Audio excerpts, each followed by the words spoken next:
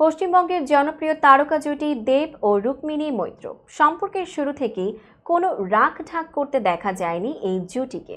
এমনকি হ্যাপি প্রেমিক যুগলের তকমাও পেয়েছেন তারা। কিন্তু হঠাৎ কি হলো দেব রুক্মিণীর, আর কেনই বা ভালোবাসার মানুষকে আনফলো করলেন রুক্মিণী? এবার এই বিষয়টি নিয়েই মুখ খুলেছেন দেব। বিস্তারিত ডেস্ক রিপোর্টে। আগামী 20 ডিসেম্বর মুক্তি পাচ্ছে দেব অভিনীত সিনেমা খাদান। মুক্তির আগেই দেব রুক্মিণীর সম্পর্ক নিয়ে টালিপাড়ায় চর্চা তুঙ্গে। ইনস্টাগ্রামে দেবকে আনফলো করলেও কলকাতা আন্তর্জাতিক চলচ্চিত্র উৎসবের মঞ্চে দুজনকে দেখে একবারের জন্য মনে হয়নি সম্পর্কে ভাঙন ধরেছে এই জুটির।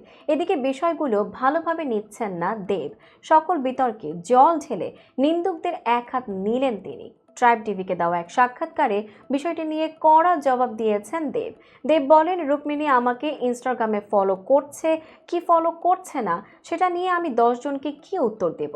আমার সঙ্গে রুক্মিণীর সম্পর্কটা কি সেটা তো আমি কাউকে বলে বোঝাতে পারবো না। রুক্মিণীর সঙ্গে আমার সম্পর্কটা সময়ের সঙ্গে সঙ্গে আরো সমৃদ্ধ হয়েছে, আরো মজবুত হয়েছে। অভিনেতা আরো বলেন, কে কি বলল, কে কি লিখলো তাতে কিছুই যায় আসে না।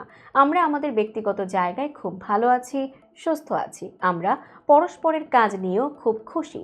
দেব জানান, খাদান শুরুর আগে সরে দাঁড়ান এক প্রযোজক। সে সময়ই রুক্মিণী আগলে রেখেছিলেন অভিনেতাকে, তাই রুক্মিণী দেবের শক্তি। তিনি বলেন, রুক্মিণী বলেছিল, তোমার যখন ইচ্ছে হচ্ছে তুমি খাদানি করবে। তাই সেই মানুষটা আমাকে ইনস্টাগ্রামে ফলো করলো কিনা সেটা নিয়ে কাউকে আমি বলে বোঝাতে পারবো না।